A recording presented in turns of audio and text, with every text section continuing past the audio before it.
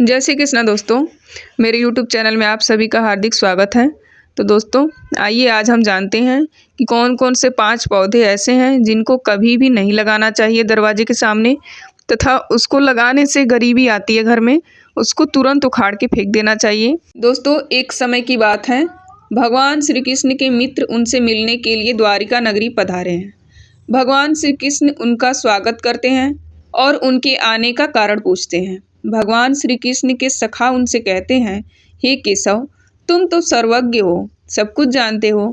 आज मैं तुम्हारे पास यह जानने के उद्देश्य से आया हूँ कि मनुष्य को किन किन वृक्षों का रोपण नहीं करना चाहिए और किन किन वृक्षों का रोपण करना चाहिए। कौन से वृक्ष भवन के सामने लगाने चाहिए, किन वृक्षों का रोपण करने से दरिद्रता दूर होती है, तथा शत्रु, रोग, भय, भूत पिशाच आदि संकटों से बचने के लिए कौन से वृक्ष भवन की सीमा में लगाने चाहिए। भगवान श्री कृष्ण मुस्कुराते हुए कहते हैं, हे सखा, तुमने आज समस्त मानव जाति के कल्याण के उद्देश्य से अत्यंत महत्वपूर्ण प्रश्न किया है। इस संसार में वृक्षों का बहुत ही बड़ा योगदान है। वृक्ष सदा ही पूजनीय है, किंतु आज तुमने उचित ही प्रश्न किया है। भवन की सीमा में वृक्षों को लगाना बहुत ही शुभ फल प्रदान करता है। वृक्ष तथा पौधे भवन की सुंदरता को बढ़ाते अवश्य हैं, साथ ही यह वातावरण को शुद्ध रखते हैं। वृक्षों से सकारात्मक ऊर्जा का संचार होता है, जो मनुष्य के जीवन के लिए अत्यंत आवश्यक होती है। वृक्ष नकारात्मकता को कम करके वातावरण को अधिक सकारात्मक बनाने का कार्य करते हैं। घर के सामने शुभ पेड़ पौधे लगाने से घर में सुख शांति आती है। साथ ही यह पेड़ पौधे कई प्रकार के वास्तु दोषों को नष्ट करते हैं। घर के आंगन में खड़े वृक्ष देवताओं के समान घर की रक्षा करते हैं। हे मित्र, भवन के पास कौन से पौधे लगाने चाहिए और कौन से नहीं, इसके बारे में बताने से पूर्व मैं तुम्हें एक प्राचीन कथा सुनाता हूँ, जिससे तुम्हें समझ में आ जाएगा कि वृक्षों का तथा पेड़ पौधों का भवन के पास लगाना कितना शुभ होता है और कौन से पौधे भवन के पास लगाने से दुख एवं दरिद्रता आती है। जो भी मनुष्य इस कथा का श्रवण करता है, उसके सैकड़ों पाप नष्ट हो जाते हैं और उसकी दरिद्रता का नाश होता है। भगवान श्री कृष्ण का सखा कहते हैं, हे केशव, मैं इस कथा को अवश्य ध्यान से सुनूंगा, कृपया मुझे वह कथा आप सुनाओ। भगवान श्री कृष्ण कहते हैं, हे सखा, पूर्व काल की बात है। मध्य देश में एक अत्यंत शोभायमान नगरी थी। उस नगरी में धनेश्वर नाम का वैश्य अपनी पत्नी सुमति के साथ निवास करता था। धनेश्वर भगवान विष्णु का भक्त था। वह नित्य भगवान विष्णु की पूजा करता था। धनेश्वर की पत्नी भी सुशील और गृह कार्य में दक्ष थी। घर में धन धान्य की कोई कमी नहीं थी। भगवान की कृपा से उसके पास सब कुछ था। इस प्रकार से अनेक दिन बीत जाने के पश्चात धनेश्वर की जो पत्नी थी, जिसका नाम सुमति था, उसने अपने आंगन में कुछ वृक्षों का रोपण किया और नित्य उन वृक्षों को जल चढ़ाकर उनकी सेवा करने लगी। किंतु धनेश्वर की पत्नी को वृक्ष रोपण का ज्ञान नहीं था। उसे जो वृक्ष प्रिय लगे उन्हीं वृक्षों का रोपण उसने किया। जो वह अशुभ होते हैं, उन्हीं वृक्षों का रोपण उसने अपने घर के आंगन में कर दिया, जिस कारण से उस वैश्य धनेश्वर को व्यापार में काफ़ी सारा घाटा होने लगा। उसके घर में रोज कलह होने लगा। पति पत्नी में बार बार क्लेश होने लगे। उन दोनों के जीवन में अनेक कठिनाइयाँ आने लगी। धनेश्वर का सारा व्यापार डूब गया और उसका सारा धन भी नष्ट हो गया। अब धनेश्वर के पास अनाज भी खरीदने के लिए पैसे नहीं थे। वे भूखे ही रहने लगे, जिससे क्रोधित होकर उसकी पत्नी भी गुस्सा करने लगी। वह अपने पति को कोई काम करने के लिए कहती। फिर धनेश्वर काम मांगने के लिए गांव में घूमने लगा, लेकिन उसे कहीं पर भी काम नहीं मिलता था। उसने आकर अपनी पत्नी से कहा, हे भद्रे, मुझे तो कोई भी काम नहीं दे रहा है, अब मैं कहाँ पर काम खोजने जाऊँ। वे दोनों ही पूरी तरह से हतबल हो गए थे। दोनों के पास भी उद्योग करने के लिए कुछ नहीं था। धनेश्वर ने अपनी पत्नी के सारे गहने भी बेच डाले और जो कुछ भी अन्न मिला उसी से पेट भर लिया। इस प्रकार से अशुभ वृक्ष लगाने का कारण दोनों के ही जीवन में घोर दरिद्रता और संकट आने लगे, किंतु वे दोनों ही इस बात को नहीं जानते थे। फिर एक दिन एक साधु महात्मा धनेश्वर के घर पर पधारे। उन्हें देखकर धनेश्वर उन्हें प्रणाम करता है और कहता है, हे साधु महाराज, पधारिए, इस गरीब के घर में आपका स्वागत है। कहिए, मैं आपकी किस प्रकार से सहायता कर सकता हूँ। वे साधु महाराज कहने लगते हैं, हे महोदय, मैं तीर्थ यात्रा पर निकला हूँ। विश्राम करने के लिए कोई जगह खोज रहा हूँ। यदि आपको कोई कष्ट ना हो तो मुझे अपने घर में स्थान दे दो। मैं अनेक दिनों से भूखा हूँ, कुछ भोजन भी प्राप्त हो जाए तो बड़ी कृपा होगी। साधु महाराज के ऐसे वचन सुनकर वह धनेश्वर कहने लगा, हे साधु महात्मा, आप अवश्य ही कोई पुण्यात्मा दिखाई पड़ते हैं। आपके मुखमंडल पर बहुत तेज है। आपकी सेवा करने का मुझे सौभाग्य मिल रहा है। आपकी सेवा करके मुझे बड़ा आनंद मिलेगा। कृपा करके आप घर के भीतर चलिए। फिर वह साधु महाराज उस धनेश्वर के घर के भीतर जाते हैं और विश्राम करने लगते हैं। धनेश्वर उन साधु महाराज की बड़ी सेवा करता है, किंतु उसके पास अन्न का एक दाना नहीं होता है। तो वह अपनी पत्नी से कहता है, हे प्रिय, आज हमारे घर पर जो साधु महात्मा आए हैं वे बड़े पुण्यवान दिखाई पड़ रहे हैं। हमें उनके भोजन के लिए कुछ उपाय करना चाहिए। मैं गांव में जाकर किसी से थोड़ा सा धन मांग लाता हूँ। इतना कहकर वह धनेश्वर गांव में एक सेठ के घर पर चला जाता है और उस सेठ से थोड़ा सा धन देने की विनती करता है, किंतु वह सेठ उस वैश्य को धन देने से इनकार कर देता है और कहता है, तुम्हारे पास तो फूटी कौड़ी नहीं है, तुम मेरा धन कैसे वापस करोगे। धनेश्वर कहता है, हे सेठ, कृपा करके आप मुझे थोड़ा सा धन दीजिए, मैं जल्दी ही आपको लौटा दूंगा। यदि मैं धन नहीं लौटा पाया तो आप मेरा घर ले लीजिएगा। धनेश्वर की बात सुनकर उस सेठ को उस पर थोड़ी दया आती है और वह उसे धन देते हुए कहता है, हे वैश्य, यदि तुमने धन नहीं लौटाया तो तुम स्वयं ही मुझे अपना घर सौंप दो। धनेश्वर कहता है, हे सेठ, मैं वचन देता हूँ, यदि मैंने धन नहीं लौटाया तो मैं आपको मेरा घर सौंप दूंगा। फिर धनेश्वर उस सेठ से धन लेकर बाजार से दूध, चावल, सब्जी, आटा, शक्कर आदि चीजें खरीद लेता है और लौट कर अपने घर आ जाता है। फिर वह अपनी पत्नी से कहता है, हे प्रिय, तुम उन साधु महात्मा के लिए भोजन बनाओ। फिर धनेश्वर की पत्नी भोजन बनाती है और उन साधु महात्मा को भोजन परोसती है। इस प्रकार से उस धनेश्वर की भक्ति और निष्ठा को देखकर वे साधु महाराज बहुत प्रसन्न हो जाते हैं और भोजन हो जाने के पश्चात वे जाते जाते उस धनेश्वर से कहते हैं, हे वैश्य, मैं तुम्हारी भक्ति और आदर सम्मान से अत्यंत प्रसन्न हूँ। तुम्हारी जो भी कामना है मुझे बताओ, मैं अवश्य पूरी करूँगा। तब वह धनेश्वर कहता है, हे महात्मा, आपका आशीर्वाद ही हमारे लिए सब कुछ है, किंतु मैं आपसे यह जानना चाहता हूँ कि किस पाप के कारण मुझे दरिद्रता का दुख भोगना पड़ रहा है। हमने तो भगवान विष्णु की भक्ति की है, फिर हमारे जीवन में दरिद्रता क्यों आई? इसका क्या कारण है और इस दरिद्रता को दूर करने के लिए मुझे क्या उपाय करना चाहिए?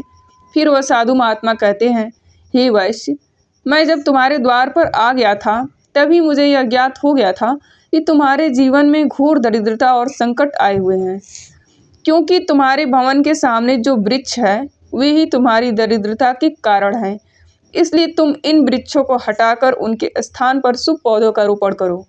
तुम्हारी पत्नी ने तुम्हारे भवन के सामने जिन वृक्षों का रोपण किया है वे अशुभ वृक्ष माने जाते हैं, उन्हीं के कारण तुम्हारी ऐसी दुर्दशा हुई है। धनेश्वर कहते हैं, हे महात्मा, कृपा करके मुझे बताइए कि घर के सामने कौन से वृक्ष लगाने चाहिए जिससे घर में सुख समृद्धि हो और कौन से वृक्ष नहीं लगाने चाहिए। कृपा करके आप मुझे विस्तार से समझाइए, मैं आपका बड़ा आभारी रहूँगा। फिर वह साधु महात्मा कहते हैं, हे वैश्य, ठीक है, अब मैं तुम्हें उन शुभ वृक्षों के विषय में बताता हूँ जिन्हें घर के पास लगाने से शुभ फलों की प्राप्ति होती है, इसलिए तुम ध्यानपूर्वक सुनो। हे वैश्य, किसी जलाशय के समीप पीपल का वृक्ष लगाने वाले मनुष्य को जो फल मिलता है वह सैकड़ों यज्ञों के समान होता है। जब पीपल के पत्ते उस जलाशय में गिरते हैं तो वे पिंड के समान होकर पितरों को तृप्ति प्रदान करते हैं। इससे सभी प्रकार के पितृ दोष समाप्त हो जाते हैं। जो मनुष्य नित्य स्नान करके पीपल को स्पर्श करता है वह सभी पापों से मुक्त होता है और कभी पराजित नहीं होता है। पीपल को स्पर्श करने से लक्ष्मी की प्राप्ति होती है और उसकी प्रदक्षिणा करने से आयु में वृद्धि होती है। पीपल की जड़ में श्री विष्णु, तने में शिवजी और अग्रभाग में ब्रह्मा जी स्थित रहते हैं। अमावस्या के दिन पीपल को प्रणाम करने से जो फल मिलता है वह 1000 गाय के दान के बराबर होता है। इस संसार में पीपल के समान कोई वृक्ष नहीं है। साक्षात श्री हरि इस वृक्ष के रूप में पृथ्वी पर विराजमान है। पीपल के वृक्ष को चोट पहुंचाना अथवा उसकी टहनी तोड़ना महापाप माना गया है। ऐसा मनुष्य एक कल्प तक नरक में रहता है और जो पीपल को जड़ से काटता है उसका कभी नरक से उद्धार नहीं होता है। हे वैश्य, अब मैं तुम्हें दूसरे वृक्ष के बारे में बताता हूँ। आंवले के फल समस्त लोकों में प्रसिद्ध और परम पवित्र होते हैं। आंवले को लगाने से स्त्री और पुरुष जन्म मृत्यु के बंधन से मुक्त हो जाते हैं। यह पवित्र फल भगवान विष्णु को अत्यंत प्रसन्न करने वाला एवं शुभ माना गया है। इसको खाने से सभी पापों से मुक्ति मिलती है। आंवला खाने से आयु बढ़ती है। उसका जल पीने से रोगों का नाश होता है और आंवले को जल में मिलाकर स्नान करने से दरिद्रता दूर हो जाती है और सभी प्रकार के ऐश्वर्य की प्राप्ति होती है। जिस घर में आंवला सदा मौजूद रहता है उस घर में कभी दैत्य और राक्षस नहीं आते हैं। एकादशी के दिन अगर आंवला मिल जाए तो संसार के सभी तीर्थों से बढ़कर फल प्राप्त होता है। अपनी केस में आंवला लगाने वाला फिर से मृत्यु लोक पर जन्म नहीं लेता है। जिस घर के सामने आंवले का वृक्ष होता है वहां पर साक्षात लक्ष्मी नारायण निवास करते हैं। तीसरा है अशोक का वृक्ष। अशोक के वृक्ष में अप्सराओं का निवास होता है। यह वृक्ष शोक का नाश करने वाला तथा निराशा को समाप्त करने वाला होता है। इस वृक्ष को घर के पास लगाने से घर में सुख शांति बनी रहती है। अशोक का वृक्ष शीतलता और यौवन प्रदान करने वाला होता है। माँ लक्ष्मी ने जब देवी सीता के रूप में अवतार लिया था तब रावण द्वारा अपहरण करने के बाद उनका वास अशोक वाटिका में था। अशोक के वृक्ष में माँ सीता की बहुत सेवा की थी, इसलिए माँ सीता ने अशोक वृक्ष को यह वरदान दिया था कि जिस भी स्थान पर यह वृक्ष होगा वहाँ पर उनका सदैव ही निवास होगा। चौथा है पाकड़ का वृक्ष। प्रत्येक मनुष्य को पाकड़ का वृक्ष अवश्य लगाना चाहिए। यह वृक्ष लगाने से जो फल मिलता है वह महायज्ञ के समान होता है। कलयुग में मनुष्य यज्ञ नहीं कर पाएंगे, इसलिए उन्हें एक पाकड़ का वृक्ष अवश्य लगाना चाहिए। पांचवा है नीम का वृक्ष। नीम का वृक्ष लगाने से सूर्यदेव प्रसन्न होते हैं। नीम का वृक्ष आयु प्रदान करने वाला माना गया है। इसे घर के पास लगाने से नाना प्रकार इसलिए नीम के वृक्ष के पास निवास करती है। घर के सामने नीम के वृक्ष का रोपण करने से धन संपत्ति की प्राप्ति होती है। छठा है जामुन का वृक्ष। यदि कोई मनुष्य कन्या प्राप्ति की कामना करता है तो उसे जामुन का वृक्ष अवश्य लगाना चाहिए। जिस मनुष्य के घर के सामने जामुन का वृक्ष होता है उसके घर में कन्या का जन्म होता है, जो कुल का गौरव बढ़ाती है। सातवां है बेल का वृक्ष। बेल के वृक्ष में भगवान शिव और गुलाब में देवी पार्वती का निवास है। इसलिए अगर बेल के वृक्ष के पास गुलाब का पौधा लगाया जाए तो शिव पार्वती का आशीर्वाद प्राप्त होता है। उस घर में कभी दुख दरिद्रता नहीं आती है। उस घर में कभी अकाल मृत्यु नहीं होती है और कोई स्त्री विधवा नहीं बनती है। आठवां है नारियल का पेड़। नारियल का पेड़ लगाने से पुरुष अनेक स्त्री का पति बनता है। नारियल किसी भी धार्मिक अनुष्ठान का आवश्यक अंग होता है। यह अत्यंत शुभ माना जाता है। घर के आंगन में नारियल का पेड़ होने से घर में हमेशा शुभता होती है और उस घर के सदस्यों का समाज में बहुत मान सम्मान होता है। सुंदर पत्नी की कामना करने वाले मनुष्य को अनार का वृक्ष लगाना चाहिए। पलाश का पेड़ ब्रह्म तेज प्रदान करता है, इसलिए इसका रोपण अवश्य करना चाहिए। वंश वृद्धि और संतान प्राप्ति की कामना करने वाले मनुष्य को अंकोल का वृक्ष अवश्य लगाना चाहिए। अगर मनुष्य किसी बीमारी से पीड़ित है तो उसे खैर का वृक्ष लगाना चाहिए। खैर का वृक्ष लगाने से बड़े बड़े रोग नष्ट हो जाते हैं। यह वृक्ष आरोग्य प्रदान करने वाला होता है। कुंद अर्थात मोगरे के पेड़ में गंधर्व निवास करते हैं, इसलिए इस पौधे का रोपण अपने घर के पास करने से कार्यों में सिद्धि होती है और शुभ फलों की प्राप्ति होती है। खासकर कला के क्षेत्र में काम करने वाले लोगों को यह पौधा अवश्य लगाना चाहिए। यदि किसी मनुष्य को चोर और लुटेरों का भय सता रहा है तो उसे अपने घर के पास बेत का वृक्ष जरूर लगाना चाहिए। यह वृक्ष चोर और लुटेरों को भयभीत करता है और घर की रक्षा करता है। चंदन और कटहल के वृक्ष पुण्य और लक्ष्मी प्रदान करते हैं। इन वृक्षों का रोपण करने से दुख दरिद्रता समाप्त हो जाती है। घर की उत्तर दिशा में पाम और कनक चंपा का पौधा लगाया जाता है तो धन में वृद्धि होती है। केले का पेड़ भी बहुत शुभ होता है और यह घर में सुख समृद्धि और खुशहाली लाता है। केले के पेड़ में भगवान विष्णु का वास होता है, इसलिए घर में केले का पेड़ होने से घर में धन की कमी नहीं होती है। हरसिंगार के पौधे को पारिजात भी कहा जाता है। इस पौधे की उत्पत्ति समुद्र मंथन के समय हुई थी और माँ लक्ष्मी भी समुद्र मंथन से ही प्रकट हुई हैं, इसलिए पारिजात के पौधे का बहुत अधिक महत्व है। यदि इस पौधे को अपने घर पर लगाते हैं तो आपको माँ लक्ष्मी की विशेष कृपा प्राप्त होगी। मनुष्य को कभी भी ताड़ का वृक्ष नहीं लगाना चाहिए, ताड़ का वृक्ष संतान का नाश करने वाला होता है।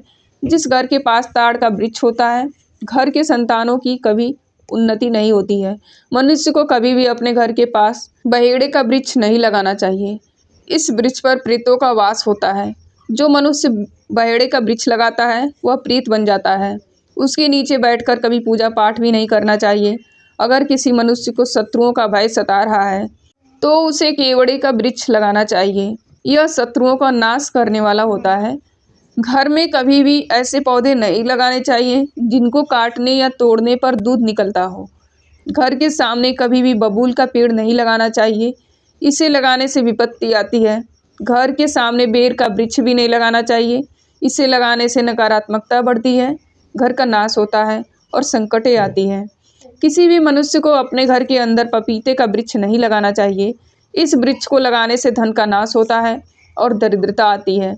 अगर भी है बट वृक्ष घर की पश्चिम दिशा में हो तो घर में शोक का काल चिरकाल तक रहता है। दक्षिण दिशा में तुलसी का पौधा हो तो संतान को पाप सहन करनी पड़ती है। किसी भी मृत वृक्ष की छाया पर घर पर पड़ती है तो यह मृत्यु सूचक होता है। मृत वृक्ष को तुरंत उखाड़ देना चाहिए। वे साधु महात्मा कहते हैं, हे वैश्य, इस प्रकार से मैंने तुम्हें इन सभी शुभ और अशुभ वृक्षों के विषय में बता दिया है, इसलिए तुम इन वृक्षों का रोपण करो और भगवान की कृपा को प्राप्त करो। वह धनेश्वर कहता है, हे महात्मा, आपने आज मुझे उत्तम ज्ञान दिया है, मैं आपका धन्यवाद करता हूँ। फिर वे साधु महात्मा धनेश्वर को आशीर्वाद देकर उस स्थान से अंतर्ध्यान हो जाते हैं। साधु महात्मा को अचानक से अदृश्य हुआ देखकर धनेश्वर और उसकी पत्नी को आश्चर्य होता है। फिर उन्हें समझ में आ जाता है कि साक्षात भगवान विष्णु ही उनके घर पर आए थे। फिर धनेश्वर उन साधु महात्मा को कहे अनुसार अपने घर के सामने अनेक वृक्ष का रोपण करता है, जिससे अचानक ही उसके बहुत सारे धन की प्राप्ति होती है और उसकी दरिद्रता दूर हो जाती है। धनेश्वर और उसकी पत्नी भगवान विष्णु का धन्यवाद करने लगते हैं। भगवान श्री कृष्ण कहते हैं, हे सखा, इस प्रकार से मैंने तुम्हें शुभ और अशुभ दोनों प्रकार के वृक्षों के बारे में बताया है। अब तुम भी जाकर अपने भवन के पास इन वृक्षों का रोपण करो। तो दोस्तों, इस प्रकार से भगवान श्री कृष्ण ने भवन के पास लगाए जाने वाले शुभ और अशुभ वृक्षों के बारे में बताया है। उम्मीद है आपको यह कथा पसंद आई होगी। जानकारी अच्छी लगी तो वीडियो को लाइक जरूर अवश्य करें। कमेंट बॉक्स में जय श्री कृष्णा अवश्य लिखें। साथ ही चैनल को सब्सक्राइब करें, वीडियो को लाइक करें और शेयर करें। प्लीज़ दोस्तों, आप मेरे चैनल को सपोर्ट करें। Thanks for watching.